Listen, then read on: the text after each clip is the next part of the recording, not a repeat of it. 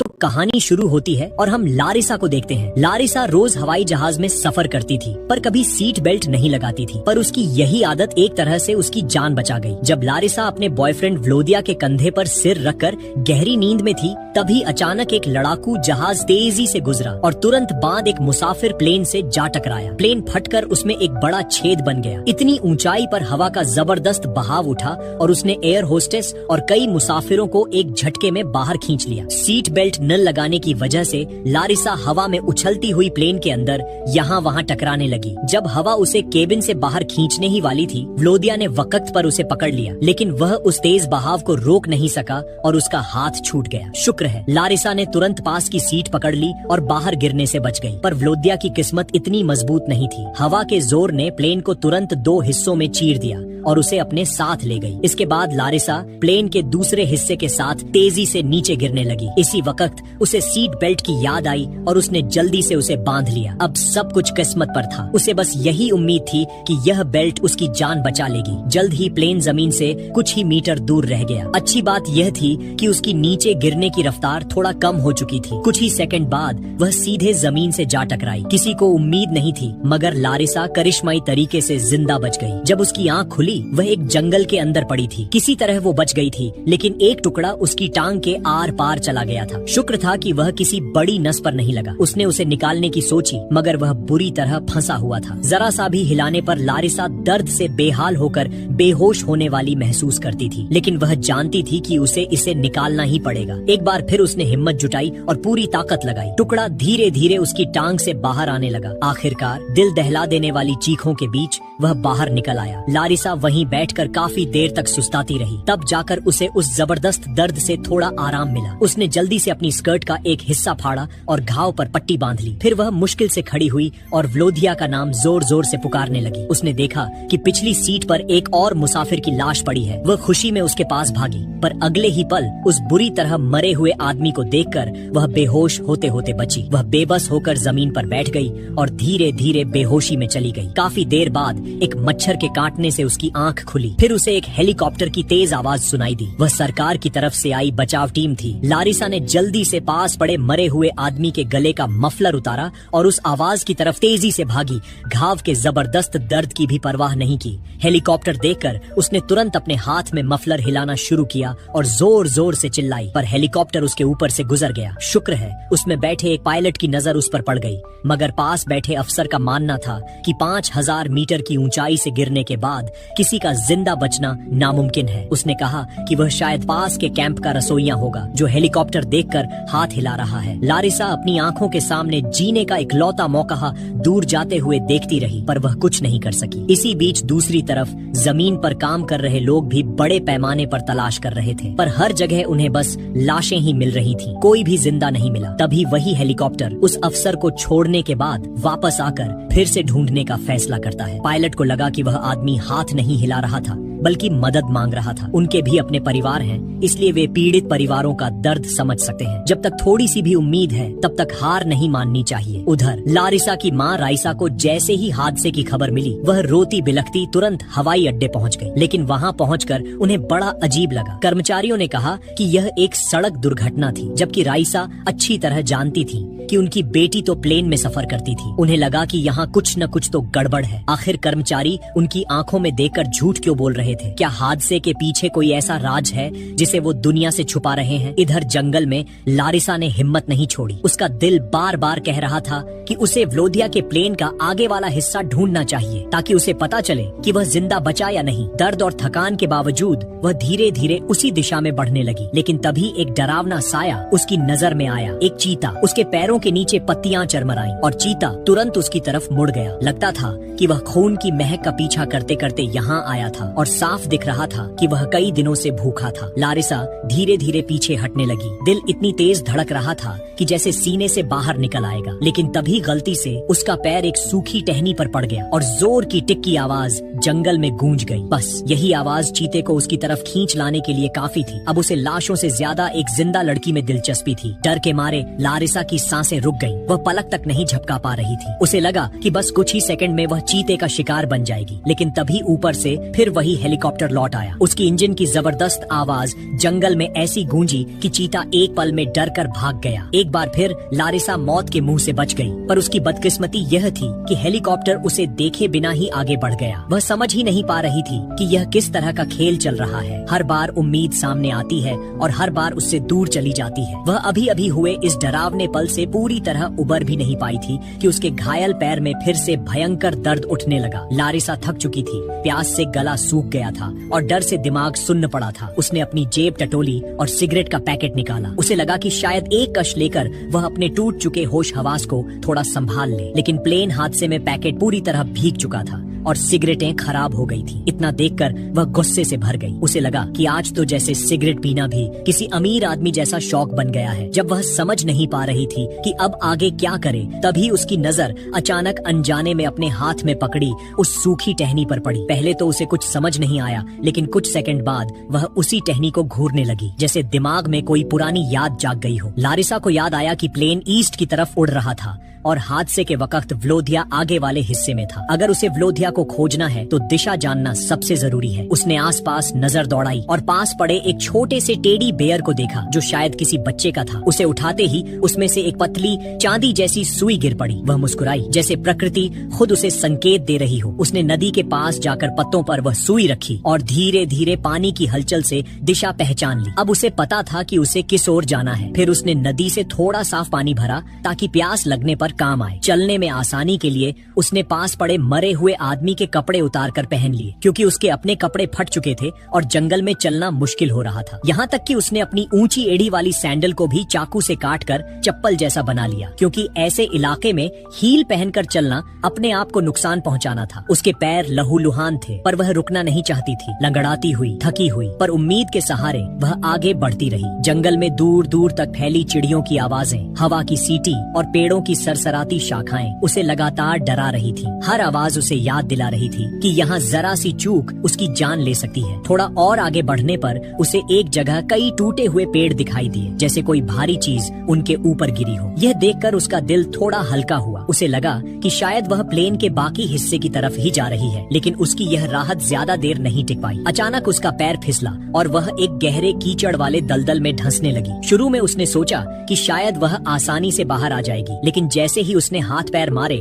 वह और भी तेजी से अंदर धंसने लगी। घबराहट से उसका दिल जोर जोर से धड़कने लगा। कीचड़ उसकी कमर तक पहुंच चुका था और हर सेकंड हालात बिगड़ते जा रहे थे। जब उसे लगा कि शायद अब कहानी यहीं खत्म हो जाएगी, तभी उसकी नजर सामने पड़े एक छोटे से पेड़ पर गई। वह बेहद पतला था, जैसे हवा में हिल जाए, पर उस वक्त वह लारिसा की नजरों में किसी जीवन रेखा से कम नहीं लगता था। उसने पूरी हिम्मत जुटाई, हाथ बढ़ाया और उस पेड़ को पकड़ लिया। उसने पूरी ताकत झोंक दी। ऐसा लगा कि या तो यह पेड़ उखड़ जाएगा या फिर वह खुद बच जाएगी। पेड़ अपनी जड़ों से थोड़ा हिला, लेकिन पूरी तरह नहीं टूटा। इसी बीच लारिसा ने खुद को एक जोरदार खींच के साथ कीचड़ से बाहर निकाल लिया। वह हांफती हुई कीचड़ से लथपथ जमीन पर गिर पड़ी, पर जिंदा थी और बस यही बात मायने रखती थी। पर मुसीबतें जैसे उसकी जिंदगी में लाइन लगाकर खड़ी थी, एक खत्म होती नहीं थी कि दूसरी सामने आ जाती। वह किसी तरह लंगड़ाती हुई एक पहाड़ी पर चढ़ ही रही थी कि अचानक जमीन उसके पैरों के नीचे फिसल गई। मिट्टी इतनी ज्यादा चिकनी थी कि उसका संतुलन बिगड़ गया और वह लड़खड़ाकर फिर से नीचे लुढ़क गई। गिरते हुए उसने कई पत्थरों को टक्कर मारी, पर गनीमत थी कि उसे कोई बड़ी चोट नहीं आई। लेकिन नीचे जाकर उसने जब ऊपर देखा तो उसकी हिम्मत टूटने लगी। उसे उसी रास्ते को दोबारा चढ़ना था। टांग में गहरा जख्म होने के कारण हर कदम उसके लिए किसी सज्जा जैसा था। फिर भी उसने दांत भींचे और धीमे धीमे खुद को ऊपर खींचने लगी। दर्द से उसकी आंखों में आंसू आ रहे थे, लेकिन उसने रुकना नहीं चाहा। जैसे तैसे वह ऊपर पहुंची ही थी कि उसकी सांसें रुक गईं। वही चीता उसके सामने खड़ा था, वही चीता जिससे वह एक बार जान बचाकर भागी थी। लारिसा का दिमाग सुन्न पड़ गया। उसे समझ नहीं आया कि किस्मत उस पर इतना गुस्सा क्यों कर रही है। उसने सोचा कि शायद वह धीरे धीरे बिना आवाज किए चीते के पास से निकल जाए, लेकिन चीते ने उसकी हल्की सी हरकत भी पकड़ ली। इस बार हेलीकॉप्टर की आवाज नहीं थी, न कोई इंसान आसपास, न कोई चमत्कार, सिर्फ वह और मौत सा खतरनाक एक शिकारी। लारिसा ने एक पल भी नहीं सोचा। वह जितनी ताकत उसके शरीर में बची थी उतनी लगाकर भागी। उसके पीछे चीता जोरदार छलांगों रंगों के साथ दौड़ा। पत्तियां उड़ रही थीं, पेड़ कांप रहे थे और लारिसा का दिल जैसे सीने से बाहर निकल आने वाला था। जब वह लगभग चीते के पंजों की पहुंच में आने ही वाली थी, तभी अचानक उसका पैर फिसला और वह सीधे एक गहरे गड्ढे में जा गिरी। यह गड्ढा इतना गहरा था कि गिरते हुए उसका होश उड़ गया और वह बेहोश हो गई। काफी देर बाद उसकी आंखें धीरे धीरे खुली। सिर भारी था, पूरा शरीर दर्द से भरा हुआ था। फिर भी वह किसी तरह उठी और चारों तरफ देखा। गड्ढे के ऊपर की तरफ झाड़ियों के बीच से थोड़ी रोशनी आ रही थी। उसने ऊपर झांका। शुक्र था कि चीता कहीं नजर नहीं आ रहा था। वह राहत की सांस ले ही रही थी कि अचानक झाड़ियों में कुछ हलचल हुई। उसका दिल फिर से जोर से धड़कने लगा और ठीक उसी पल चीते की परछाई दोबारा सामने आ गई। उसका खून जैसे जम गया। वह तुरंत एक बड़े पत्थर के पीछे दुबक गई, सांस तक रोक ली। अच्छी बात यह हुई कि चीते की नजर गड्ढे के अंदर नहीं पड़ी। अगर वह एक सेकंड भी हिली होती तो शायद कहानी यहीं खत्म हो जाती। इसके बाद लारिसा रास्ते में धीरे धीरे चल रही थी कि उसकी नजर अचानक जमीन पर पड़े एक लाइटर पर पड़ी। इतने दिनों से मौत, दर्द और डर के बीच फंसी हुई वह उस छोटे से लाइटर को देखकर पहली बार मुस्कुरा दी। उसे लगा कि अब कम से कम उसे भूखा नहीं रहना पड़ेगा और सबसे बड़ी बात, वह सिगरेट भी पी सकती थी। ये छोटी सी चीज उस वक्त उसके लिए किसी खजाने से कम नहीं थी। थोड़ी ही दूरी पर उसे एक पुराना खाने का डिब्बा भी मिला जिसमें कुछ बचा खुचा खाना था। उसने धीरे धीरे खाया और महसूस किया कि उसके शरीर में थोड़ी ऊर्जा लौट रही है। उसे लगा जैसे जिंदगी ने उसे थोड़ा और आगे बढ़ने का संकेत दिया हो। इसी दौरान दूसरी तरफ अफसरों की मीटिंग में एक बड़ा सच सामने आ गया। असल वजह यह थी कि जब भी सेना कोई हवाई मिशन करती है तो वह आम हवाई जहाजों को इसकी जानकारी दे देती है ताकि रास्ते में कोई टक्कर या गलतफहमी न हो। लेकिन इस बार ये सूचना नहीं दी गई थी। पायलट अपने तय रास्ते पर उड़ रहा था और उसे अंदाजा भी नहीं था कि सामने एक मुसाफिर प्लेन है। नतीजा, एक भयानक टक्कर। अफसरों को पता था कि अगर यह बात दुनिया को बताई गई तो सेना की भारी बदनामी होगी। लोग सवाल पूछेंगे, जिम्मेदारों पर उंगली उठाएंगे और देश भर में हंगामा मच जाएगा। इसलिए उन्होंने सच को फिलहाल दफन करने का फैसला किया, भले ही दर्जनों लोगों की जान गई हो। इधर लारिसा कई मुश्किलों को पार करने के बाद आखिरकार प्लेन के आगे वाले हिस्से के करीब पहुंची। उसके दिल में इतनी उम्मीद थी कि उसके थके हुए शरीर को भी ताकत मिल रही थी। उसे यकीन था व्लोदिया जरूर जिंदा होगा। उसने खुद से कहा, वह इतना आसान आदमी नहीं है कि बस ऐसे ही चला जाए। हमने हर मुश्किल एक साथ झेली है, ये भी पार कर लेंगे। लेकिन उससे पहले एक और चुनौती उसका इंतजार कर रही थी, एक तेज बहती हुई नदी। अगर उसे प्लेन का आगे का हिस्सा देखना है तो उसे यह नदी पार करनी ही होगी। उसने पानी को ध्यान से देखा। बहाव काफी तेज था, फिर भी उसने हिम्मत की। कुछ कदम आगे बढ़ी और अचानक उसका पैर फिसला और वह तेज धार में बहने लगी। वह कई बार पानी के नीचे गई, फिर ऊपर आई। उसके हाथ पैर काफी घायल हो चुके थे, पर वह हार मानने को तैयार नहीं थी। वह किसी तरह तैरती रही, पत्थरों को पकड़ती रही और पानी के बहाव से लड़ती रही। आखिरकार उसकी किस्मत ने साथ दिया। वह एक बड़े पत्थर से टकराई और उसी का सहारा लेकर किनारे तक पहुंच गई। थकी हारी वह किनारे पर गिर पड़ी, भारी सांसें लेती हुई। लेकिन उसकी आंखों में अब भी वही उम्मीद थी, व्लोदिया को ढूंढने की। प्लेन के आगे वाले हिस्से पर फैला हुआ खून साफ बता रहा था कि हादसा कितना भयानक था। लारिसा जरूरी सामान टटोल रही थी कि अचानक उसकी नजर एक सिग्नल गन यानी आतिशबाजी वाली बंदूक पर पड़ी। उसके चेहरे पर थोड़ी रोशनी लौटी। उसने बिना वक्त गंवाए उसमें गोली भरी और आसमान की ओर दागा दी। लेकिन किस्मत ने फिर मोड़ ले लिया। इस समय बचाव टीम आसपास कहीं थी ही नहीं, इसलिए किसी ने यह इशारा नहीं देखा। जब वह दूसरी गोली चलाने की सोच रही थी तभी उसे याद आया कि बेवजह गोलियां खत्म करना खतरे की बात है। उसने धीरे से गोली वापस निकाली और मन ही मन तय किया कि इसे तभी चलाएगी जब बचाव दल उसकी रेंज में हो। उसी वक्त मौसम ने अचानक करवट ली। तेज हवा और ठंड ने उसकी हड्डियां जमा दी। उसके दांत कटकटाने लगे और शरीर बर्फ की तरह सख्त होने लगा। उसने जल्दी जल्दी सूखी लकड़ियां इकट्ठी की और आग जलाने की कोशिश की, लेकिन बदकिस्मती से लाइटर पानी में रहने से पूरी तरह खराब हो चुका था। लारिसा को महसूस होने लगा कि अगर उसने जल्द कुछ नहीं किया तो वह ठंड से मर सकती है। उसने प्लेन के मलबे के बीच पड़ा एक प्लास्टिक का थैला उठाया और उसे अपने सिर पर बांध लिया ताकि शरीर की थोड़ी बहुत गर्मी बाहर न जाए। उसने खुद को जितना हो सका सिकोड़ लिया और कांपते हुए वहीं लेट गई। आखिरकार थकान और ठंड ने उसे नींद में धकेल दिया। उधर हादसे की खबर मिलते ही लारिसा और व्लोदिया दोनों के माँ बाप उस इलाके में पहुंच गए थे, लेकिन वहां पहुंचकर उन्हें और ज्यादा सदमा लगा क्योंकि सेना ने पूरे क्षेत्र को चारों तरफ से घेर लिया था। किसी आम आदमी को अंदर जाने की इजाजत नहीं थी, चाहे वह पीड़ित परिवार ही क्यों न हो। लारिसा के पापा की पहचान सेना के एक बड़े अफसर से थी, इसलिए उन्हें उम्मीद थी कि शायद वह किसी तरह सच तक पहुंच पाएंगे, पर असलियत यह थी कि अंदर घुसना ही एक बहुत बड़ी चुनौती थी। इसी बीच व्लोदिया की माँ गैलेना, जो भीतर से पूरी तरह टूट चुकी थी, अचानक एक बहादुरी भरा फैसला लेती है। उन्होंने अपनी कार स्टार्ट की और बिना किसी डर के सीधे चेक पॉइंट के बैरियर पर चढ़ाकर उसे तोड़ते हुए अंदर घुस गईं। सिपाही तुरंत उनके पीछे भागे, लेकिन वे उस औरत की जज्बे और ड्राइविंग को कम आंक रहे थे। वह उनसे पहले आगे बढ़ते हुए सीधा हेडक्वार्टर के गेट तक पहुंच गईं। शुक्र था कि उनके कुछ पुराने ताल्लुक हाई रैंक लोगों से थे, वरना उस दिन उन्हें गिरफ्तार कर लिया जाता। लेकिन वहां मौजूद अफसरों ने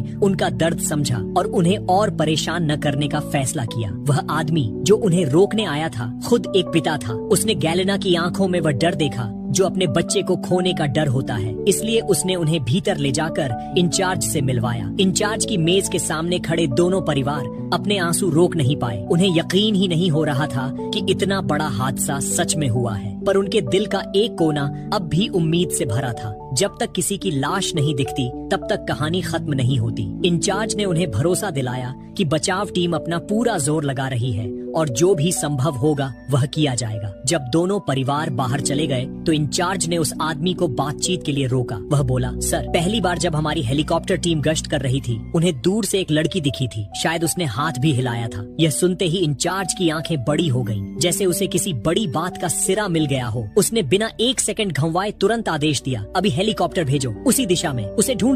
इसी बीच दूसरी तरफ लारिसा थकान और दर्द से टूटी हुई चल रही थी कि तभी उसकी नजर एक पेड़ की टहनी पर अटके हुए एक बैग पर पड़ी। उसने बैग उतारा, साफ किया और जैसे ही उस पर नजर गई उसका दिल बैठ गया। वह व्लोदिया का बैग था। बैग खोलकर देखा तो उसमें उसकी अपनी एक तस्वीर रखी हुई थी, वही तस्वीर जो व्लोदिया हमेशा अपने साथ रखता था। तस्वीर देखते ही उसकी आंखें नम हो गईं। उसे उन दोनों के पुराने दिन याद आने लगे। हंसी, छोटी छोटी लड़ाइयाँ, सफर, सपने, सब कुछ एक पल में जैसे आंखों के सामने घूम गया। लेकिन यह हादसा, इसने एक ही दिन में सब कुछ तोड़ दिया था। वह तस्वीर को सीने से लगाकर कुछ देर चुपचाप बैठी रही, फिर गहरी सांस लेकर बैग को अपनी पीठ पर डाला और भारी मन से आगे बढ़ चली। थोड़ी देर बाद जब वह एक गहरी घाटी जैसे गड्ढे के पास पहुंची तो अचानक उसकी आंखें चमक उठी। उसे व्लोदिया दिखाई दे रहा था। उस पल उसने दर्द, थकान, डर सब भुला दिया। वह बिना सोचे, बिना अपनी घायल टांग की परवाह किए सीधे उस गहरे गड्ढे में कूद पड़ी। नीचे पहुंचते ही वह लड़खड़ाते कदमों से व्लोदिया की तरफ भागी, उसे गले लगाने के लिए, उसे उठाने के लिए, उसे वापस पाने के लिए। लेकिन तभी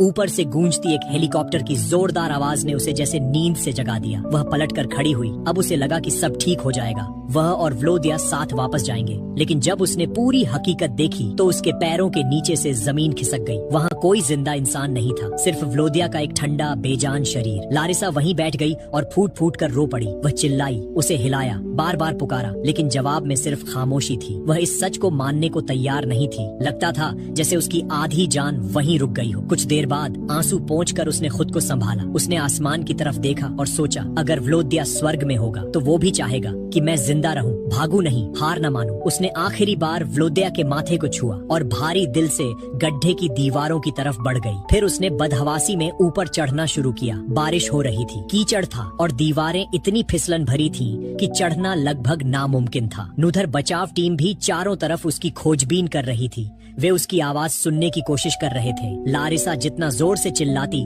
उतना ही उसकी आवाज बारिश में दब जाती थी। वह ऊपर चढ़ती, एक हाथ जमाती और अगली ही पल फिसलकर फिर नीचे आ जाती। लेकिन उसने रुकना नहीं चुना, क्योंकि अब वह सिर्फ अपने लिए नहीं बल्कि व्लोदिया की याद के लिए भी लड़ रही थी। पर अच्छी बात यह हुई कि उधर दूसरी तरफ खोज में जुटे उस आदमी को लारिसा द्वारा दागी गई पहली सिग्नल गन की गोली मिल गई। उसके धुएं और गंध से उसे पक्का यकीन हो गया कि लारिसा यहीं कहीं आसपास है। उसने पूरी ताकत से उसका नाम पुकारना शुरू कर दिया। जंगल की खामोशी को चीरती उसकी आवाज हर तरफ फैल गई। उसी समय लारिसा भी आखिरकार उस फिसलन भरी दीवार से ऊपर चढ़ने में सफल हो गई। वह इतनी थकी हुई थी कि खड़े रहना भी मुश्किल था, लेकिन उम्मीद उसके अंदर अब भी जिंदा थी। कांपते हाथों और तेज धड़कते दिल के साथ उसने सिग्नल गन उठाई, उस आखिरी गोली को भरा और पूरी उम्मीद, पूरी ताकत और पूरी दुआओं के साथ उसे आसमान की तरफ दाग दिया। जैसे जैसे ही वह छोटी सी लाल रोशनी हवा में फटी, बचाव टीम की नजर सीधा उसी पर जा टिकी और बस 3 दिन तक मौत से लड़ती